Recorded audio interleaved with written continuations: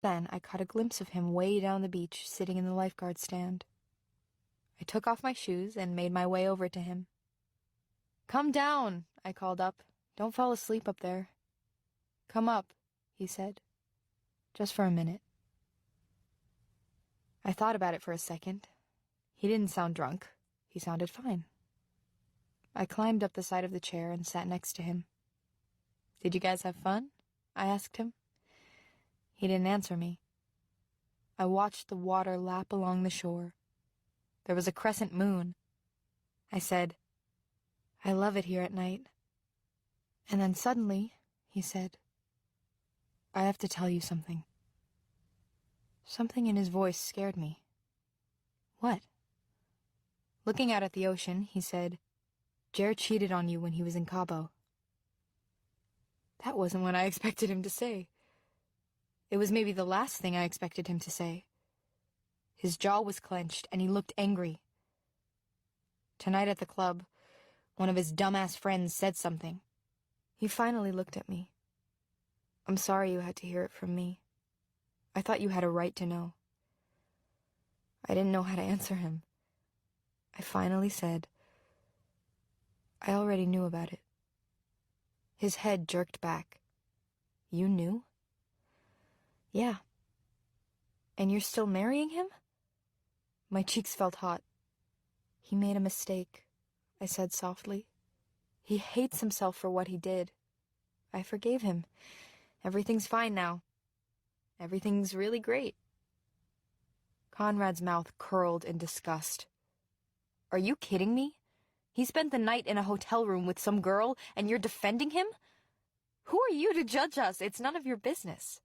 "None of my business? That shithead is my brother, and you're—" He didn't finish the sentence. Instead, he said, "I never thought you'd be the kind of girl who would put up with that from a guy. I put up with a lot worse from you." I said it automatically. I said it without thinking. Eyes flashing, he said, "I never once cheated on you. I never even looked at another girl when we were together." I slid away from him and started to climb down. I don't want to talk about this anymore. I didn't know why he was bringing any of this up now. I just wanted it all to go away. "I thought I knew you," he said. "I guess you thought wrong," I said. Then I jumped the rest of the way down. I heard him jump down behind me, and I started to walk away. I could feel tears coming, and I didn't want him to see. Conrad ran up behind me and grabbed my arm. I tried to turn my head away from him, but he saw, and his face changed. He felt sorry for me. That only made me feel worse. "I'm sorry," he said. "I shouldn't have said anything. You're right. It's not my business." I spun away from him. I didn't need his pity. I started walking in the opposite direction of the house. I didn't know where I was going. I just wanted to get away from him. He called out, "I still love you." I froze, and then slowly, I turned around to look at him. "Don't say that." He took a step closer. "I don't know if I'll ever get you out of my system. Not completely. I have this feeling that you'll always be there. Here." Conrad clawed at his heart and then dropped his hand. "It's only because I'm marrying Jeremiah." I hated the way my voice sounded, shaky and small, weak. "That's why you're saying this all of a sudden." "It's not all of a sudden," he said, his eyes locked on mine. "It's always." "It doesn't matter. It's too late." I turned away from him. "Wait," he said. He grabbed my arm again. "Let go of me," I said, and my voice was so cold I wouldn't have recognized it. It surprised him, too. He flinched and his hand dropped. "Just tell me one thing. Why get married now?" he said. "Why not just live together?" I had asked myself the same question. I still hadn't come up with a good answer. I started to walk away, but he followed me. He wrapped his arms around me, over my shoulders. "Let go!" I struggled, but he held on. Wait. My heart was racing. What if someone saw us? What if someone heard? "If you don't let go of me, I'm going to scream." Hear me out. Just for a minute, please, I'm begging you." He sounded strangled and hoarse. I let out a breath. In my head, I started to count backward. 60 seconds was all he would get from me. I would let him talk for 60 seconds, and then I would go and not look back. 2 years ago, this was all I wanted to hear from him. But it was too late now. Quietly, he said, "2 years ago, I fucked up. But not in the way you think. That night, do you remember that night? The night we were driving back from school, and it was raining so hard we had to stop at that motel? Do you remember?" I remembered that night. Of course I did. That night, I didn't sleep at all. I stayed up thinking about what to do. What was the right thing to do, because I knew I loved you, but I knew I shouldn't. I didn't have the right to love anybody then. After my mom died, I was so pissed off. I had this anger in me all the time. I felt like I was going to erupt any minute. He drew his breath in. "I didn't have it in me to love you the way you deserved. But I knew who did. Jer. He loved you. If I kept you with me, I was going to hurt you somehow. I knew it. I couldn't have it, so I let you go."